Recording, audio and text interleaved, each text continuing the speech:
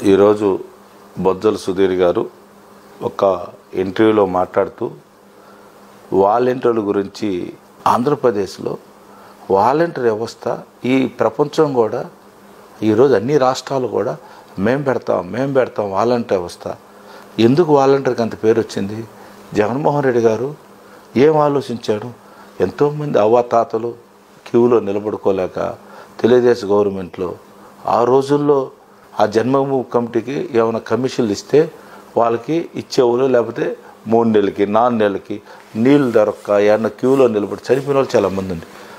ఇన్ని ఆలోచించి జగన్మోహన్ రెడ్డి గారు వాలంటీర్ని పెట్టి తెల్లారితో కోడి కూసే టయానికి ఇటువంటి కోడి పుంజులాగా ఈరోజు వాలంటీర్లు వచ్చి అవ్వాతాతలకు వచ్చి ఇంటికి వచ్చి పెట్టి వాళ్ళ దగ్గర సైన్ తీసుకొని పోతుండే నాకు చాలా ఈ దేశం అంతా కూడా గర్విస్తున్నది.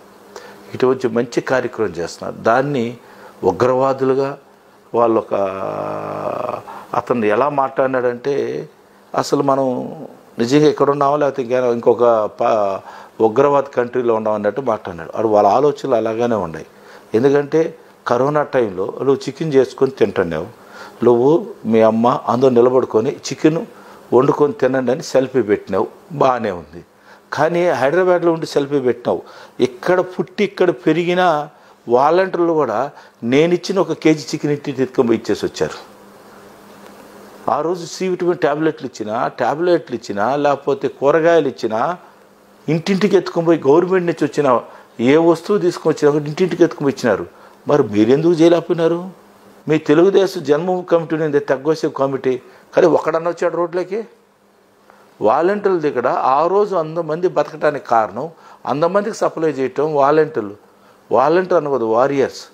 ఏ డబ్బు సంపాదించి హైదరాబాద్లో దాచిపెట్టుకున్న నీలాంటి ఈరప్పన్ లాంటి వాళ్ళు కూడా హైదరాబాద్లో కూర్చొని ఆ రోజు కరోనాలో రాలా వాళ్ళందరినీ హెల్ప్ చేసిన వాలంటీర్ మీద తిట్టడం ఇది మంచి పద్ధత?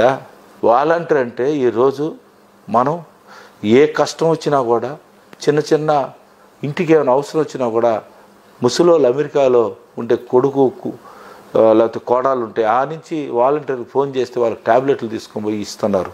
అటువంటి కల్చర్ వచ్చింది ఈరోజు. కొడుకు కూతురు చూడకుండా అమెరికా పోయిన వాళ్ళ కుటుంబాలు కూడా ఈరోజు కొడుకు కూతురులాగా వాలంటీర్లు పనిచేస్తున్నారు. కాబట్టి నువ్వు 4.5 సంవత్సరాలు అవపడుకుంటే 5 నెలలు వచ్చి యాక్షన్ చేస్తా నువ్వు మీ కుటుంబం, అసలు నేను ఉగ్రవాదిగా నీ మీద కేసులు పెట్టాలి. దయచేసి రేపు నుంచి వాలంటీర్లు కూడా చెప్తా ఉన్నాను, అన్ని పోలీస్ స్టేషన్లో కూడా మిమ్మల్ని అవమానించిన బొజ్జల సుధీర్ మీద ఖచ్చితంగా కేసులు పెట్టాలి. వాలంటీర్ అంటే ఎక్కడోళ్ళు అన్ని పార్టీకి సంబంధించిన వాళ్ళు, ఒక వైఎస్ఆర్ పార్టీ కాదు ఆ రోజు ఇచ్చింది. పేదవాడు ఎవరైతే నేను చేయగలుగుతాను. ఈరోజు కూడా తాత ఒక మదర్ తెరీసా ఎలా చూస్తున్నారు వాలంటీర్ని. వాలంటీర్ అనే దానికి నోరా నుంచి వచ్చింది. అసలు మీ నాయకుడు అలాగనే ఉన్నారు, మీరు అలాగనే ఉన్నారు. మూటలు మోసేవాళ్ళు అంటారు. ఒకసారి ఏంది ఆ పద్ధతిలో ఎన్ని మార్చుకోవాలి. మన ఆంధ్రాలో ఉండే ఆడబడుచుల్ని వాలంటీర్ని ఇలా మాట్లాడటం, కొందరు తల్లిదండ్రులు ఉంటారు వాళ్ళ బిడ్డల గురించి మాట్లాడుతుంటే వాళ్ళ అవమానాలు ఎట్టుంటాయి. రేపు ఎవరైనా అవమానం చనిపోతారు చాలామంది, దాని బాధ్యత సుధీరే తీసుకుంటాడా? ఈ ఘటనలన్నీ కూడా రేపు రాష్ట్రంలో చనిపోతే దానికి కారణం బొజ్జల సుధీరే అవుతాడు.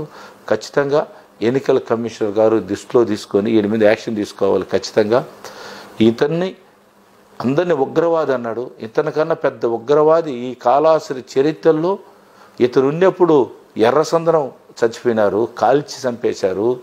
రెండోది ఇసుకలో 17 మంది చంపేశాడు. ఇతనికన్నా ఉగ్రవాది ఎవరు ఉన్నారా? వాలంటీర్లు కూడా దయచేసి ఇటువంటి వీరప్పలను చూసి మీరు ఎవరు భయపడద్దు.